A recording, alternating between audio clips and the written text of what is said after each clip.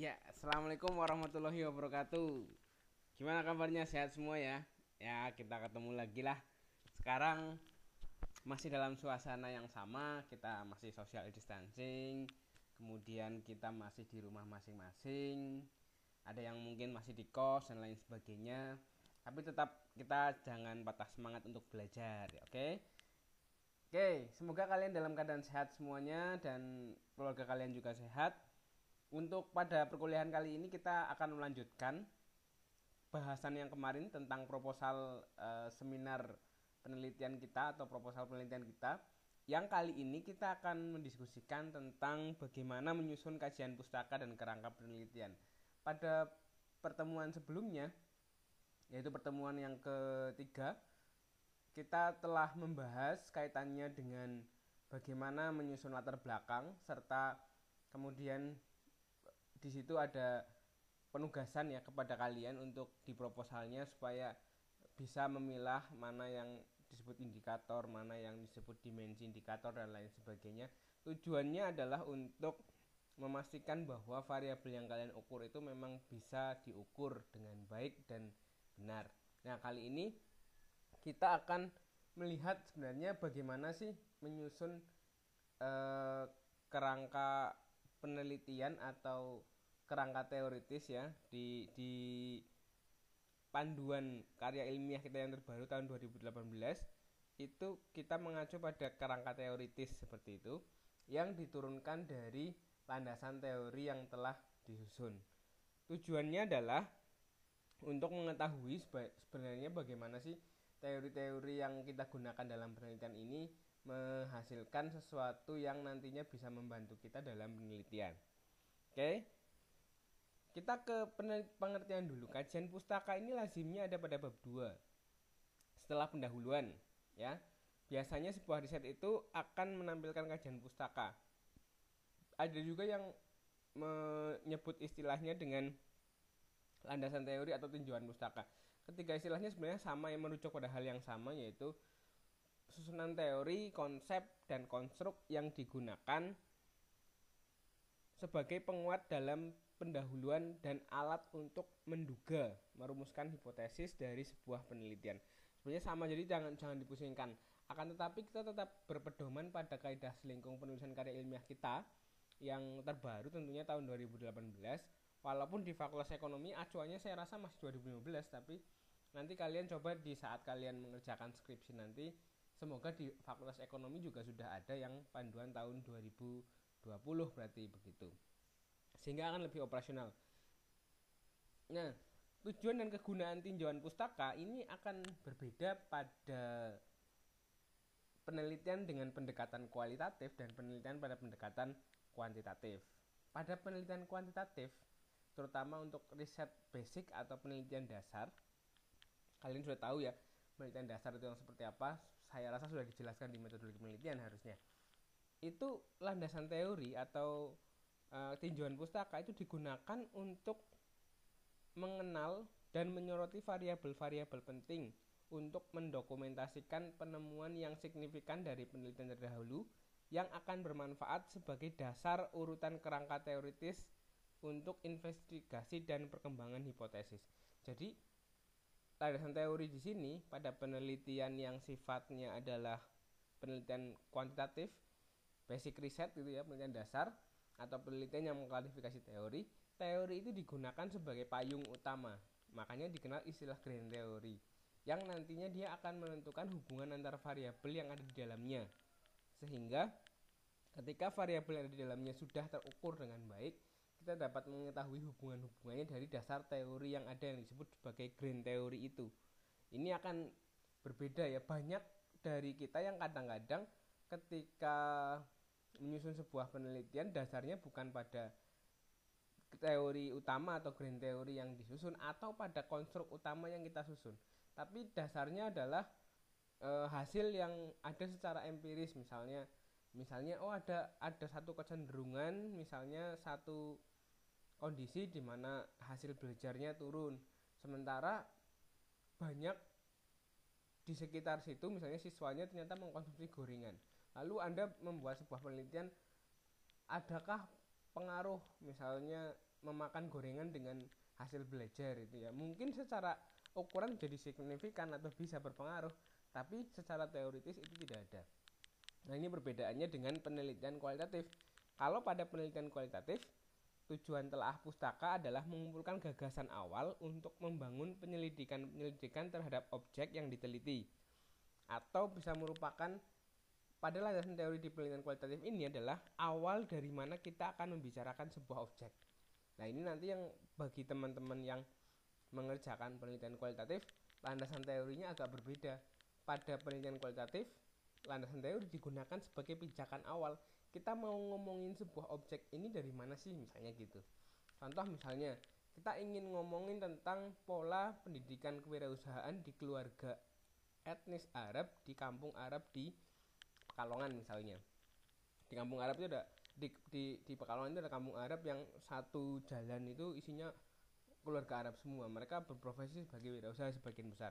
Nah, misalnya kita ingin mengetahui pola itu, maka landasan teorinya tentang misalnya social parenting dan sebagainya itu dimulai bukan untuk mengklarifikasi masalah, tapi justru untuk memulai dari mana kita ingin membahas pendidikan kewirausahaan keluarga itu.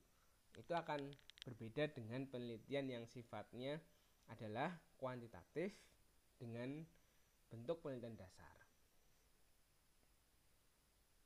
Kajian teoretik ini mencakup dua hal. Yang pertama adalah kajian literatur yang gayut dengan masalah atau fokus penelitian, dan penyusunan kerangka kerja teoritis atau theoretical framework yang dikembangkan oleh peneliti. Jadi nanti setelah teori itu disusun, baik itu secara langsung dengan mengutip teori yang sudah ada atau menyusun secara eksklusi. Nah, di panduan itu ada, nanti kalian baca, kalian downloadkan, kalau enggak saya kirimkan.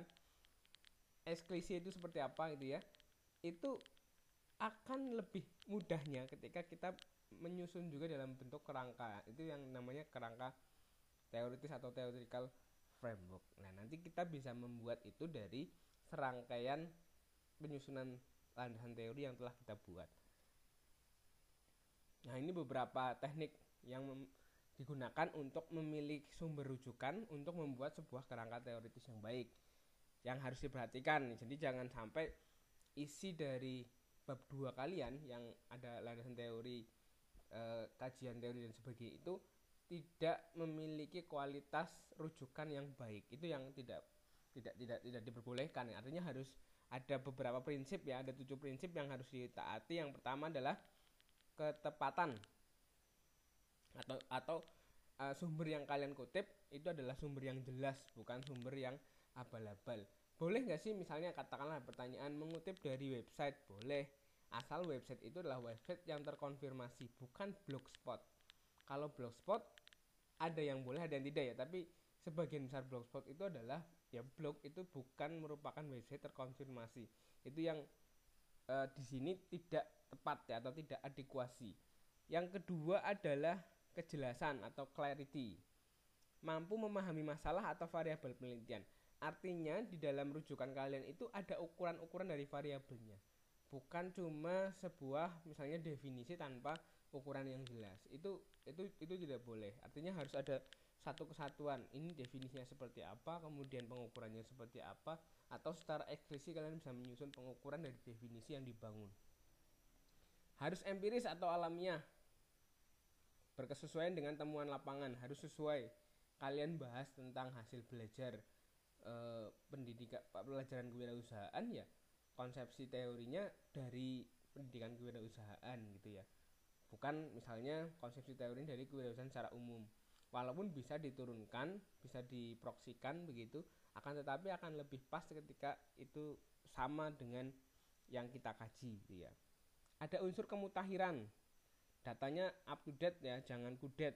Biasanya kalau di tempat kita itu dasarnya adalah 10 tahun terakhir, 5 tahun terakhir gitu ya. 5 tahun terakhir itu yang prime, yang bagus, jumlahnya harus lebih dari 50% kalau nggak salah. Kemudian yang 10 tahun terakhir gitu ya, menginjak ke 70%, dan boleh 30 tahun terakhir untuk kajian teori aslinya. Misalnya kita ngambil teori Isaac Azen misalnya, TRA yang itu dibuat tahun 1991, ya itu nggak masalah. Kemudian adanya relevansi terkait dengan kutipan yang berhubungan dengan variabel hipotesis yang sedang menjadi perhatian penelitian, ada relevansinya gitu ya. Kemudian terorganisasi atau terorganisir sistematik dalam penulisan, jadi tidak boleh mencar-mencar, biasanya dimulai dari variabel y dulu sampai dengan variabel x, nanti ada aturannya di belakang. Kemudian yang berikutnya adalah penyusunan landasan teori ini harus dasarnya adalah bisa meyakinkan. Artinya datanya bagus, cukup kuat dan lain sebagainya, serta rujukannya juga ilmiah.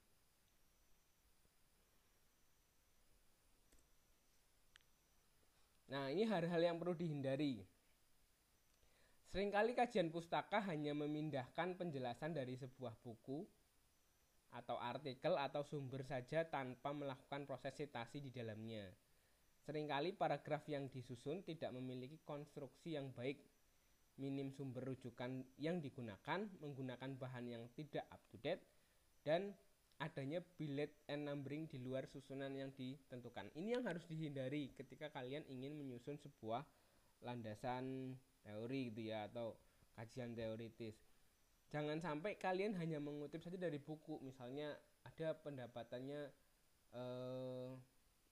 misalnya pendapatnya Slameto misalnya, di dalam bukunya Slameto misalnya.